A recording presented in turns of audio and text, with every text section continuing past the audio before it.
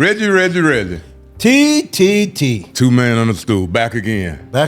We're going to do something a little different this time. We're going to talk about a very, very sensitive topic over the last 2 weeks. We're going to put something different on the stool this week. We're going to put this thing called DEI on the stool. And we're going to talk about it's a new day in America. And we say we got to wake up. We got a wake-up call. And it's unlike any other wake-up call that we've ever had in the history of this country. The only thing I push back on is when you say it's a wake-up call, it's a new day. I don't think the day has changed if you think about it from the last few hundred years. DEI is just another example of the way, what I would say in some cases, what some people look at as diversity, equity, inclusion. Then I look back and I look at some of the articles, some of the amendments, I look at the Constitution, I look at those other things, and I ask that question. When we abolished slavery, that should have been our right to have access to everything. Well, why are we shocked? Why are we so shocked right now? That's why we think we ought to take some time to break it down and talk to our audience about what it really is, where it came from, and where we are today. When we talk about all the issues that we've survived as a people, all of the broken promises, all of the unfulfilled dreams that this country has given us, but we still made it through. But I think we're at a different place in making it through this time. I would agree, T, but I think that the point I would make on that, when you say why are we surprised, shocked, or why are we shocked, I think there are two words I would throw. One is called overt and one is called covert. You know I'm retired military, and so when I think of covert actions, I think of things we're sneaking up on you, we're trying. No, it's just in your face right now, and it's very intentional and deliberate. But I think you just can't throw words out and allowing people to steal the narrative. And what we've allowed others to do, our show isn't about bashing anybody, but we are about calling out things that are wrong. Right. And when you think about it, when you let someone steal words like woke, I'm glad I'm awake. I want to stay awake. I'm awakened. We're going to stay awake. And we're going to stay awake. And when you think about even things like DEI, and there's a narrative out there that DEI or the aspects of DEI, I think it's more important that we go back and look at where we've been, where we are, and where we're going, because you just can't throw words out and say critical race theory is about teaching hate and things of that nature. No. So when we think about the decisions that that's coming down from our new administration right now, I care not to call names, but from our new administration, and as we move into this thing we call, in the next 3 days we'll be into this thing we call Black History Month. Right. How do we get beyond Black History Month? Not taking anything away from Black History Month, because personally, not Samuel Jackson, but Morgan Freeman said one time that he said it should never have been a Black History Month, because Black history goes throughout all of American history. So you should have never separated Black history from American history. So now we're at this place where we got to say, we got to continue to celebrate, we got to continue to embrace, but we also have to start strategically planning what does that look like when we come out of Black History Month, because for 28, 29 days, depending on whether or not the elite year or not, we celebrate. We're talking about all the great things that we did. Then come March, then April and May, we're moving back into a lull, almost like history didn't exist. Well, I would say this, and I think you alluded to it. There is no American history in its totality without Black history. So don't tell me, I agree, if Morgan Freeman is saying we shouldn't have a month, then celebrate us all 12 months of the year, and then we wouldn't need it. But when you come out and say things like DEI, it sounds good on the surface that everything is going to be based on merit, but that's making some assumptions. And assumptions are, we no longer have discrimination. An assumption are, we no longer have hatred. Right. An assumption is that we are saying now, everybody's going to be created and treated equally. Gotcha. Well, that hasn't happened in 400 plus years. Right. I'm not saying by all, but for people who are making those decisions, and now what we're seeing corporations following suit. We're seeing other entities following suit.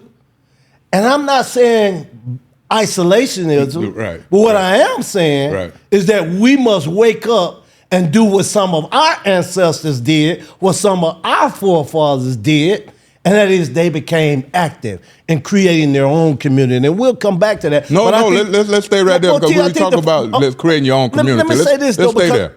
I agree with you. I want to say this one point, though, because I think it's imperative on us to understand from where we've been and why those things were in place in the first place before we can even talk about what are the next steps and action. We got to go back and teaching young people how did we get here in the first place.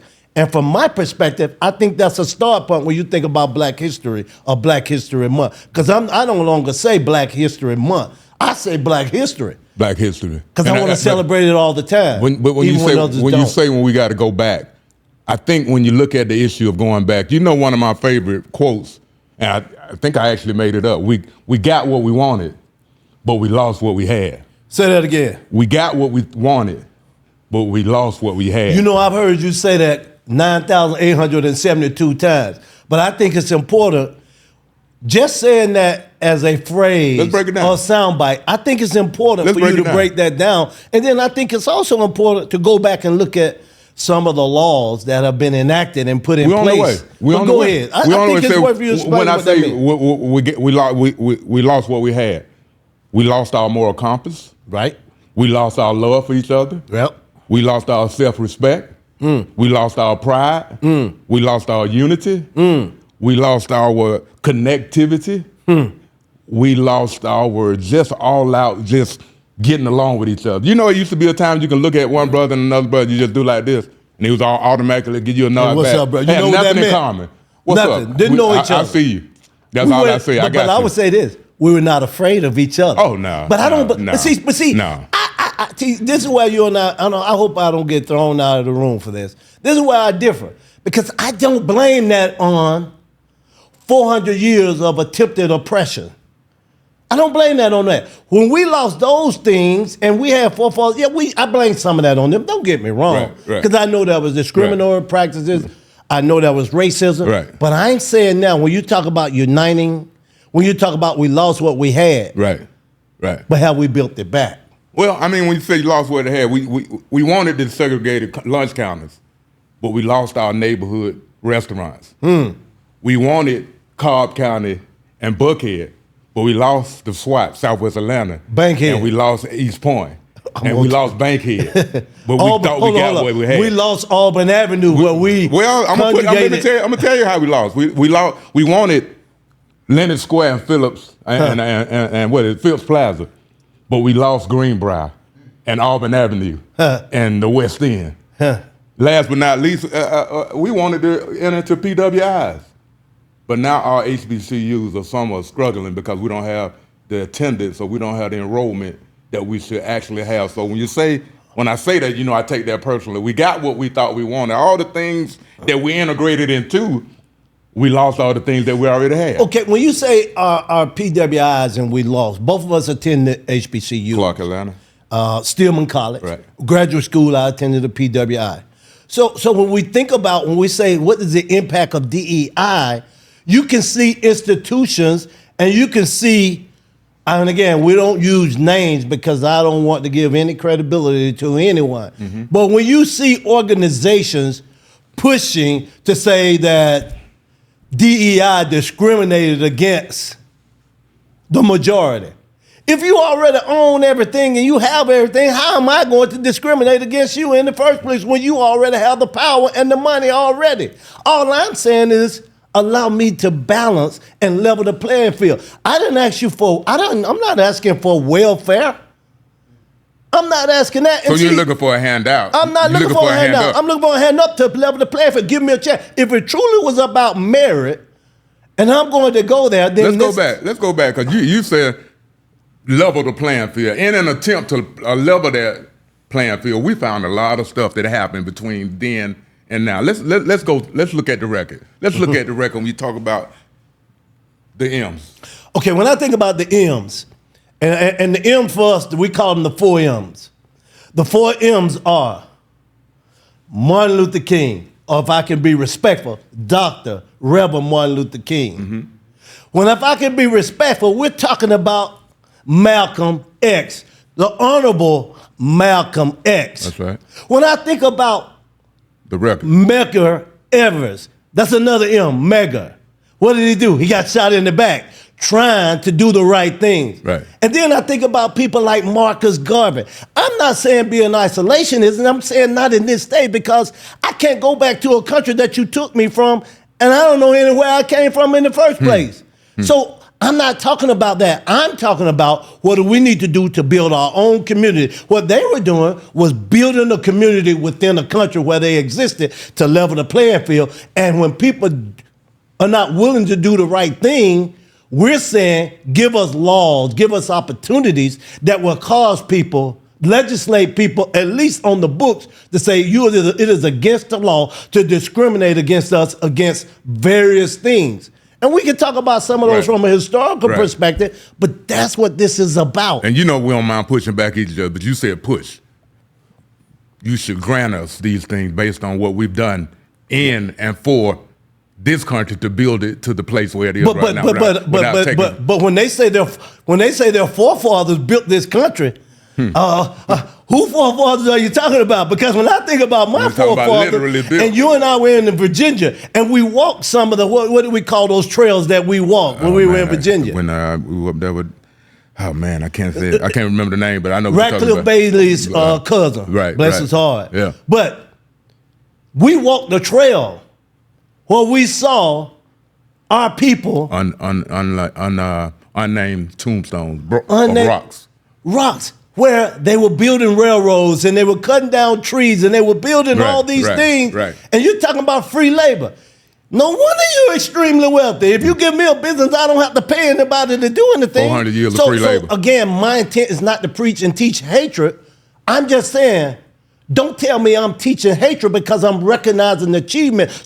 I think the current president of the United States of America, with the initials DJT, has provided a roadmap for us for success. Now that's scary, Red. Wait on it. Yeah. Wait on it. Yeah, I'm gonna need more. Wait on it. I need recovery time. Okay, you need recovery time. Because hold up, don't stop the tape right now because people then going to throw rocks at me. What I really mean by that, this is about self-preservation. This is about empowerment. We got to get to work. This is about getting to work to create our own communities within a country. And we have to redefine what a community is. We used to define a community geographically. It's no longer that way. Your community may be in another country. Well, let's talk about that because we've led ourselves from back then to where we are in dealing with this thing called DEI and the fear or the shock of having to deal with all these things being snatched off the table for us. Now we're talking about being self-sufficient. Now we're talking about building that thing called a community. Now we're talking about having to lock arms together like we used to back in the day and say, we are together. I don't care what neighborhood you live in. That's right. You're still a part of my community. Like you said, it's not the same area. So what's the next step when you talk about community? Well, see, first I think when I say that, I want everybody to know, I've been a little sarcastic. I think everybody realized that when I say the current president of the United States has provided a roadmap for us for success. Right. What I really mean is that if we never asked for ABCD, and so if you're pulling things away like federal programs, if you're pulling out, we want institutions to be diverse. Right. But if he's saying based on merit, you're making assumptions. The assumptions are we no longer have racism and discrimination in our country. But let's get to your question.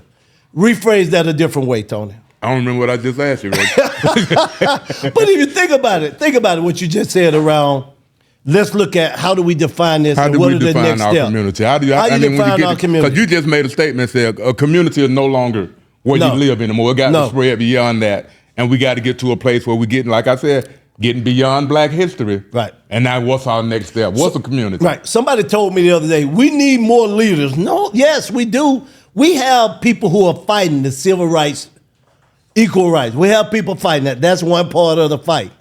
But another part of the fight is we must create communities within this country. As an example, I know you belong to 7 communities. 7 communities, what's the commonality? The commonality, you belong to 7 communities that everybody in that community is Black. Everyone else has their own community.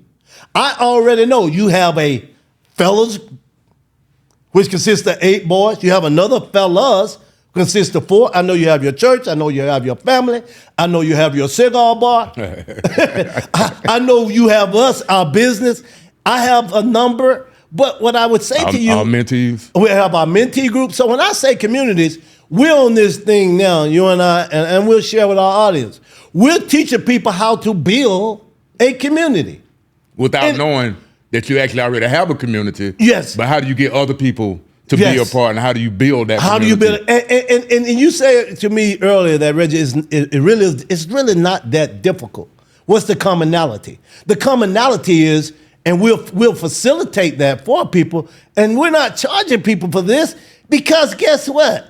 It's in place. We're asking people to give towards causes. The commonality is based on trust, it's based on healthy relations, all those things. But that's part of our training. But the last thing is, what are you going to do to give back to make your community, the black community, better?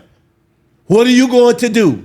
Are you going to refer to other people? And you're okay with saying the black community? Oh, I know exactly, because other people have their communities, and they're unabashful about saying their community. Well, they don't have to say it. They don't have to. They don't have to say it. When you think about what people value. Right. And I'm not talking about go start in another country because we don't have the infrastructure in place to do that. I'm saying, and I'm not talking about necessarily boycotting, but because we can't boycott every business in the country because guess what? We don't own them. But what we can do is identify those corporations, because not only now has it shifted from the federal government, for example, as a retired military colonel, lieutenant colonel promotable when I retired, who got in this business. I'm a disabled veteran. And what DEI says, as a disabled veteran, you no longer can have set-asides identified for minorities. We're really not. One stroke of the pen. What it's saying is that practice allowing integration based on diversity no longer is there. So getting into colleges and et cetera. Mm-hmm. So now where do we go? We must build our own communities. We must invest in our own communities. And invest is not always just dollars. There are other things we can do. And we want to show people how you can build a community, not just for social purposes. Socialization is there. But how can we do something very intentional? And we'll talk about what some of those things are that we're doing. You said invest, and we talk about finances, and we mention and we gloss over talking about money and how to use money and how money should be able to create more money as opposed to coming into our community and only making one revelation, if it makes that, and then going to other communities. Our money doesn't circulate in our community because we don't talk about that. We go buy 400 pair of Nikes and we don't have any Nike stock. But Tony, we'll go buy a Tesla car and we don't have any Tesla stock because we hadn't done the research to make sure our finances is where it starts. We got to be able to have financial power. That's right. And that's one of the things our community is lacking. We spend money with everybody else. That's right. Other than ourselves. I saw something the other day that AI and robotics is going to take away some 80+ million jobs around the world. So guess what? If I don't have education to get into those doors, then I'm just, being a slave, I'm still enslaved. I just don't have shackles because I'm unaware of what's going on around me. And so the third thing is we must focus on what's going on. As you said, we lost what we had. And then finally, T, we must educate. And we'll show on the next podcast why we are saying that, because of some of the challenges that we have within our community. So when we look to the future, and we talk about, this is one conversation we're having. We like to say that it's only fair and it's only right that others take up this same mantle that we're talking about right now. That's right. And you're coming together. Right. And forget about your differences. Look at all the things that make you alike. That's right. And now let's come together and have a conversation and agree to disagree. That's right. We go back and forth a lot of times. We don't agree about everything. We've been in business 20 years. We be like, nah, bro, I disagree with you. That's right. But we still willing to sit down back at the stool again. Why? Because of the commonality. Because of the commonality. And Trust, that's what we got to get love, around. And all those other things. That community. And now, okay, Reggie and Tony, next one is, how do I build my community? Wow. There are others showing people how, but we no longer can just identify the problem. We have to have actionable items. And what we're saying, we have a couple of scheduled up We have a couple of meetings scheduled up to show people how to build community. It's simple to me, but it's not simple because you already have a foundation in place. The second thing is not absent right here. You'll hear more of that. And the final thing is we must understand capitalism and where and how money works. You talked about circulating it more than once in our community. Everybody, once again, two woke men and a stool going back at it. Glad to be here again, Reg. Anything closing remarks? No, you seem like you want to rebrand. I'm okay as we move into this. Some people told us stay away from this topic, and I said, why? Dr. Martin Luther King lost his life. Honorable Malcolm X lost his life. Assassinated. Mega efforts, assassinated. These people gave. Look at all the abuses, people like Thurgood Marshall and Rosa Parks and others. So we have a responsibility. We have an obligation. And then the last thing I'm going to leave with this. This is very positive. We're not beating anybody up. We're just calling it like we see it. And I just want to water down when I see people in our community that look like us beating each other up for no apparent reason. I'm talking about podcasts beating each other up. Why? Uplift. That's all. Do something. Why? Because it doesn't sell. And give me my nod. When I see you now, all I'm asking for, if you see me on the street, give me my what's up. I need that back. Why I don't like my own people? 2 men on the stool. We out. 2 men on the stool. We're out.